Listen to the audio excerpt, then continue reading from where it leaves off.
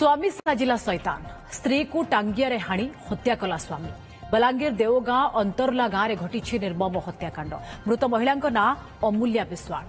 तांको स्वामी गौतम विश्वाल टांगिया हाणी हत्या करिथिबा अभियोग होईछि। निज स्त्रीर चरित्र को संदेह करी से तांको हत्या करिथिबा कहिछि अभियुक्त स्वामी। हत्या को नहीं अभियुक्तर मध्य कौनसी पश्चाताप नाही। पुलिस अभियुक्त स्वामी को गिरफ्त करी घटनार छानभिन चलाइछि। आज सकाळु सकाळु गौतम को घर रक्त जुड़ुबुड़ु अवस्था पड़िथिबा पाख पड़ोशी देखा पाइथिले। पड़ोशी खबर पाई साइंटिफिक टीम सह घटनास्थल में पहुंचीथिला देवगां पुलिस। घर भितरु पुलिस मृतदेह उद्धार करने सह अभियुक्त स्वामी को गिरफ्त करिथिला। मद पी आगरु मध्य गौतम ता स्त्री सहित झगड़ा करुथिला। आज झगड़ा पर स्त्री को हत्या करिथिबा अतिरिक्त एसपी कहिसेंती।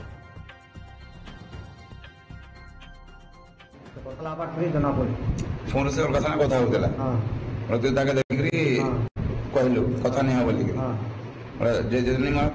मारिदेलु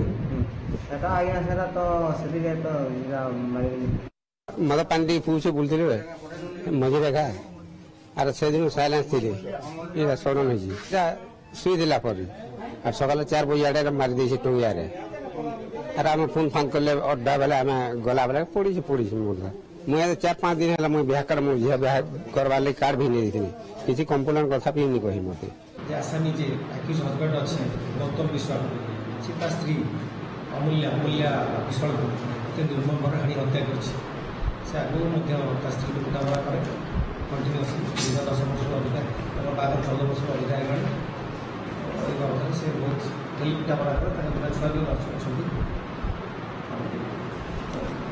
से करेल को लेकिन पूरा ट्रेन हत्या कर प्रकारटा मदद की शब्द बुझामरा करे तो नहीं झगड़ा